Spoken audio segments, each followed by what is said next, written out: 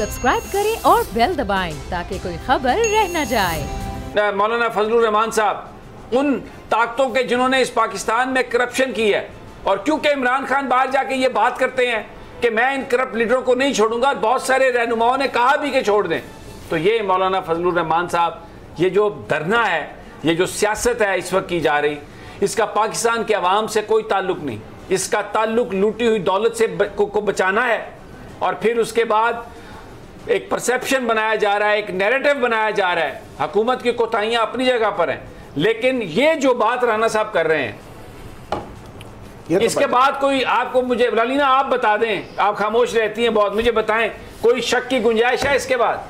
Sir basically सबसे important चीज़ तो ये है जो आपने बात की है, जो लूटी हुई दौलत के हवाले से आपने बात की है, इसमें कोई शक नहीं है। लेकिन अब यहाँ पे इंडिपेंडेंट इदारे मौजूद हैं, नैब का इदारा मौजूद है, जो भी है केसेस इनके हवाले से वो कार्रवाई करें। दूसरी बात जो है, जैसे कि कहा है आपने कि मौलाना साहब और बाकी सारे जो हैं वो अपनी दौलत बचा रहे हैं, तो उसमें ये कि आज आप देखें कि हुकूमत की तरफ से एक कमेटी बना दी गई है जिसकी सरबराही कर रहे हैं परवेज़ खटक साहब। अब वो जो आपने कमेटी बनाई है वो मुज़ाकरात के लिए बनाई है, और मुज़ाकरात आपने किससे करने हैं? जिन्होंने उस मुल्क की दौलत लूटी है।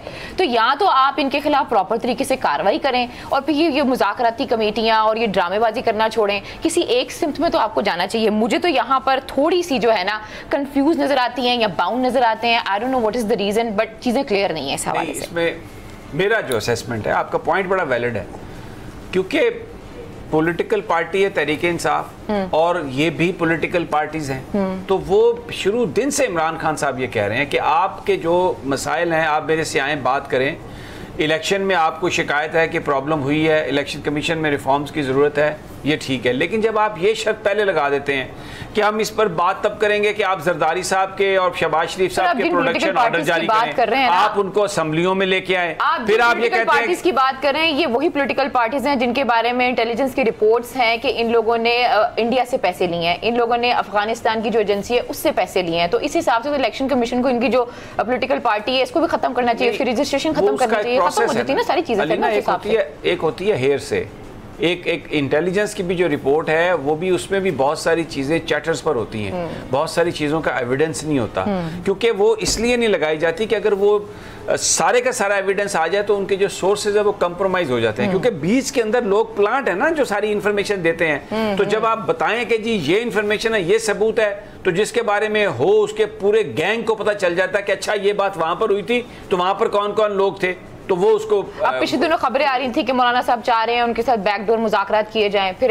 उन्होंने कुछ सहाफ़ियों को बुलाया अपने घर, उनको खाना वाना खिलाया। अब वो जो पैसा वहां से आया था वो सहाफ़ियों को भी दिया गया, उन सहाफ़ियों ने कहना शुरू कर दिया जी हाँ जी मुज़ाकरात हो रहे हैं, अब बाकायदा एक कमेटी भी बन जाती है। तो सर बहुत से सवाल जो है वो उठते हैं कि इवेंचुअली आप इन लोगों को अपने सिस्टम का हिस्सा बनाना चाह रहे हैं ना राना साहब? नहीं देखिए अलीना, बात यह है जहाँ तक मुज़ाकरात का ताल्लुक है तो कोई भी आदमी उससे इनकार नहीं करता, कभी भी पॉलिटिकल सिस्टम में बातचीत होती है, लेकिन बात जो है आप देखें कि इन लोगों को जरा बराबर भी, आप आसफ अली जरदारी ने जो इल्जाम लगाया नवाज, उन्होंने कहा मैं इल्जाम नहीं लगा रहा, मुझे इस पर यकीन है। मुझे ब्रेक लेनी है, मुझे कहा जा रहा है क्विक ब्रेक लेनी है, जैसे ब्रेक से हम वापस आते हैं आप इस पे अपना कमेंट पूरा कीजिएगा। प्रोग्राम में वक्त छोटी सी ब्रेक का स्टे विद अस।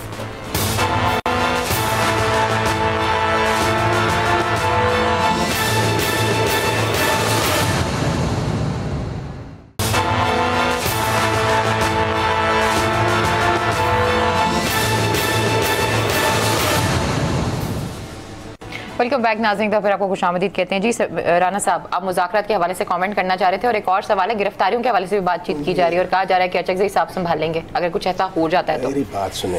नहीं, अचकज़ई साहब नहीं, असफंदयार वली साहब, उन्होंने कहा कि ANP के जो सरबराह है ना असफंदयार वली, अगर मुझे कुछ हो जाता है, मुझे अगर पकड़ के सरकारी मेहमान खाने में ले जाया जाता है, तो फिर उसके बाद जो असफंदयार वली हैं वो इस एहतजाज की क़यादत करेंगे। मेरी गुजारिश सुने अलीना, पहली बात पर जो है इस पे भी आता हूँ, ये जो आसफ जरदारी साहब ने बात की है ये कोई छोटी बात नहीं, वो इस मुल्क का सदर रहा।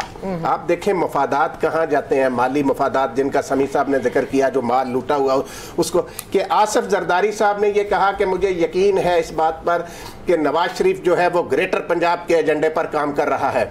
इसके बाद यहाँ पे एहसन इकबाल का साउथ पंजाब के बारे में एक शॉट है, प्लीज जरा सुनाइए।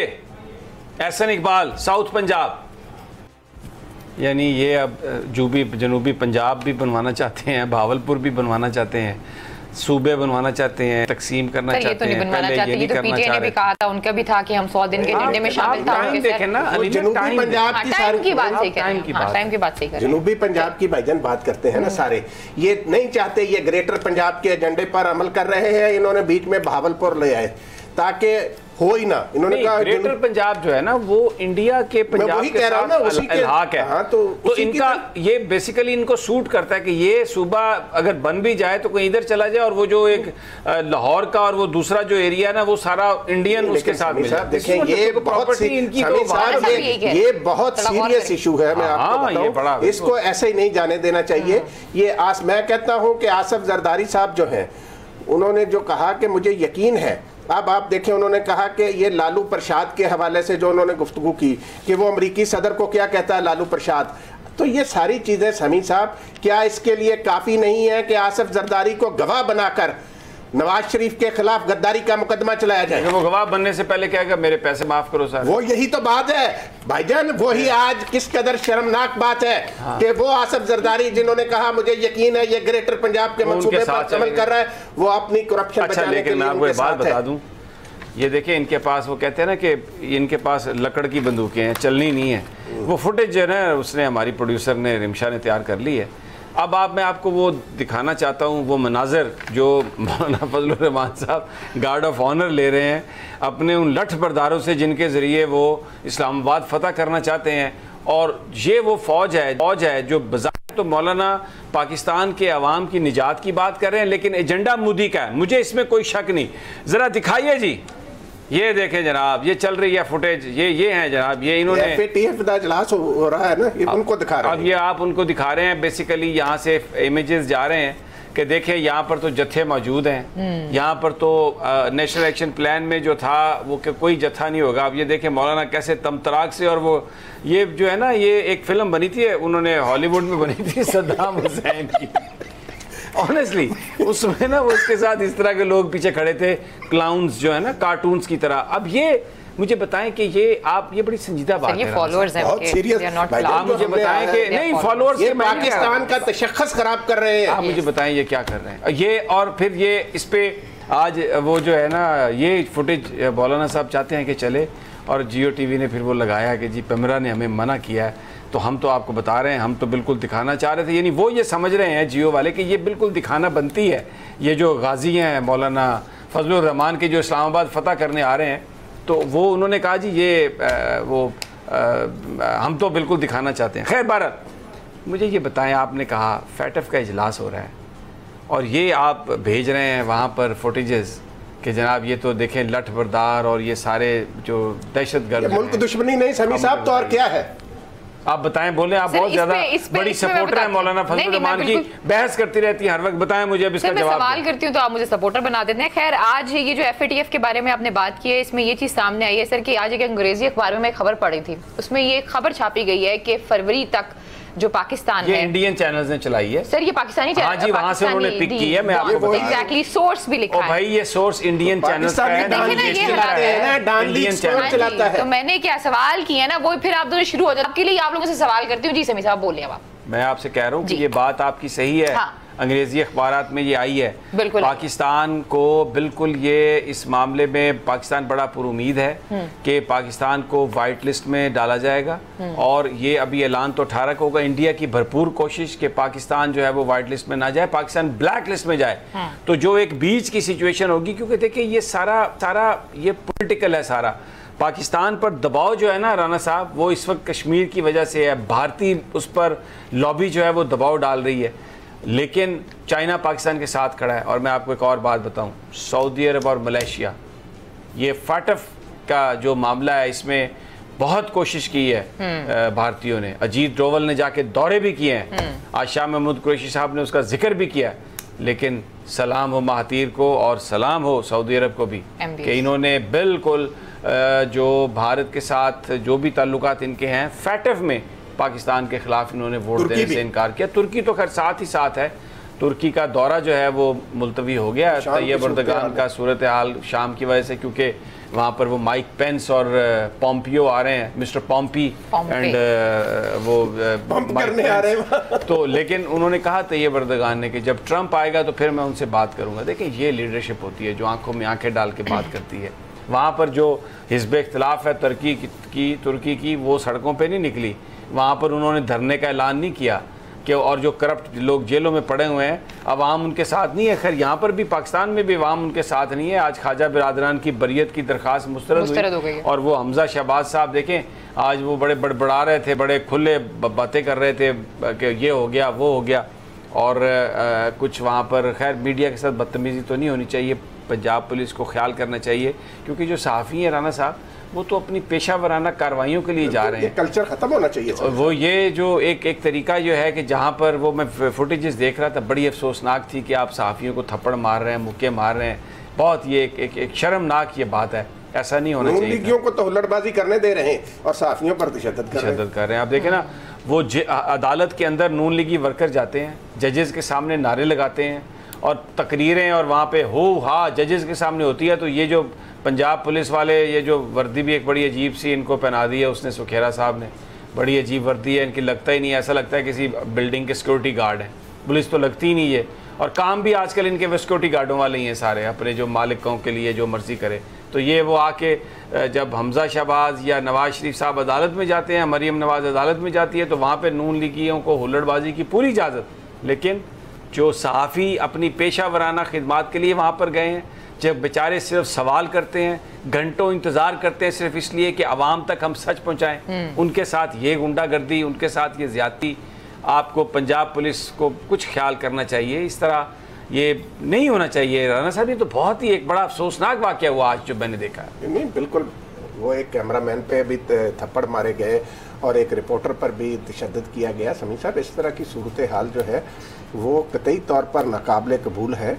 और ये जो पंजाब पुलिस है ना, ये देखें ये अच्छा जी, एक और टाइम बड़ा कम रह गया, एक और मैं खबर आपसे डिस्कस करना चाह रहा था। ये समा और बहुत सारे चैनल्स पे ये खबरें चलाई जा रही हैं कि जी वो जो एक ख़त का जिक्र किया गया था कि हुसैन नवाज साहब को नवाज शरीफ साहब ने दिया और कैप्टन सफदर साहब ने बताया था, तो पूछा जा रहा है कैप्टन सफदर साहब से कि जी ये बताइए वो ख़त किधर है।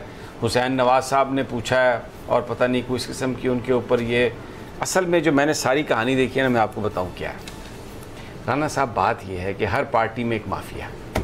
इस वक्त नवाज शरीफ साहब जेल में हैं और मरीम नवाज साहबा जेल में, शहबाज साहब बाहर हैं, हमजा शहबाज जेल में है, लेकिन जो पार्टी की अक्सरियत है वो जो नवाज शरीफ साहब का बयानिया है उस पर अमल दरामद करती हुई नज़र नहीं आ रही। वो चाहती हैं कि हम पीछे हट जाएं। अब नवाज शरीफ साहब ने अपनी एक पैरेलल, क्योंकि उनके जो लॉयल लोग हैं वो कौन है, मरीम, और कैप्टन सफदर जो है वो मरीम का हस्बैंड है, तो इस वक्त बेटे उनके बाहर हैं, तो हर चीज़ उन्हें अपने भाई के नाम भी अगर जो कुछ देना पड़ी है तो वो लिख के दे रहे हैं। लिख के क्यों दे रहे हैं भाई? ज़बानी बात में तो इबाम पैदा हो जाता है ना कि जी अच्छा तुसी है क्या सी तो मैं है क्या सी, तो वो लिख के दे रहे हैं। और बहुत सारी चीज़ों के लिए वो कैप्टन सफदर को मियाँ नवाज शरीफ साहब इस्तेमाल कर रहे हैं, लेकिन कैप्टन सफदर साहब एक्सेप्टेबल नहीं है पार्टी को फॉर टू रीजंस। एक तो पार्टी नवाज शरीफ साहब की फ़िलॉसफी से निकलना चाह रही है, और दूसरी बात यह है कि कैप्टन सफदर बुनियादी तौर पर तो एक मिडिल क्लासिया है ना राना साहब, गरीब तजरा बाल है कि मेरी बात सुने, गरीब तजरा बाल है ना, उसकी जो फैमिली है अब तो मिडिल क्लास नहीं। अब देखिए एक मरियम नवाज साहबा के शौहर नामदार है। नहीं मेरी बात, शौहर नामदार तो हैं।